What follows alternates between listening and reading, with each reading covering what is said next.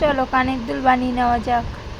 প্রথমে একটি magic ring তৈরি করে নেব।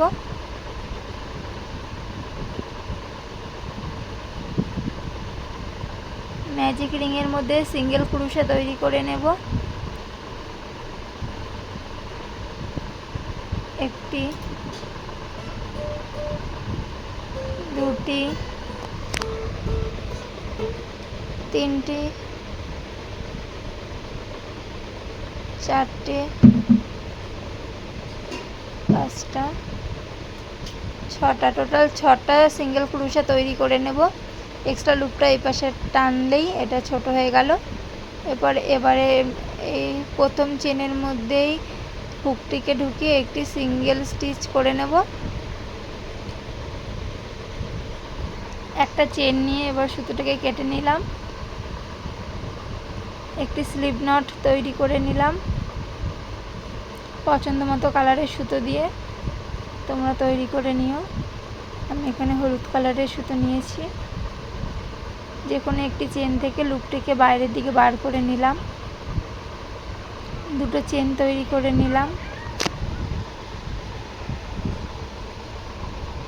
একই চেনের মধ্যে একবার ডাবল ক্রোশা, দুবার ডাবল ক্রোশা,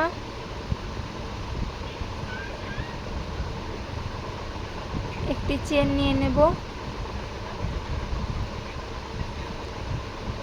দ্বিতীয় নাম্বার যে ডাবল ক্রোশা করেছি তার মধ্যে একটি স্লিপ নট স্লিপ স্টিচ করে নিলাম। টোটাল 3টে ডাবল ক্রোশা হলো চেন 3টে নিয়ে। তারপরের চেনে আবারও একটি ডাবল ক্রোশা করলাম। সেম চেনে 2টি ডাবল ক্রোশা, 2টি চেন নিয়ে নেব এবং একই চেনের মধ্যে স্লিপ স্টিচ করে নিলাম। দেখো কত সুন্দর একটি পাপড়ি তৈরি হয়ে গেছে। তারপরের চেনে একটি স্লিপ স্টিচ তৈরি করে নেব। একটি স্লিপ স্টিচ দেওয়ার পরে 2টি চেন নিয়ে নেব। সেম প্রসেসে একইভাবে একই চেনের মধ্যেই আবার ডাবল ক্রোশা করে নেব। টোটাল 3টে চেনটিকে ধরে কিন্তু টোটাল 3টে ডাবল ক্রোশা হবে।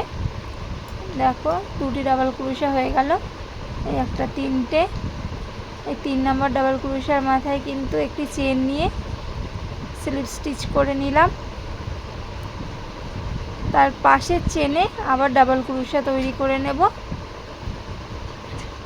একটি ডাবল ক্রোশা তৈরি করলাম, 2টি ডাবল ক্রোশা। এবারে 2টি চেন তৈরি করে নেব। একই ঘরে স্লিপ স্টিচ করে আটকে নেব। এইভাবে বাকি থাকা আর একটি পাপড়ি আমি তৈরি করে নেব অফ ক্যামেরাতেই। দেখো এমন হয়েছে। আগে থাকতে একটা তৈরি করা ছিল।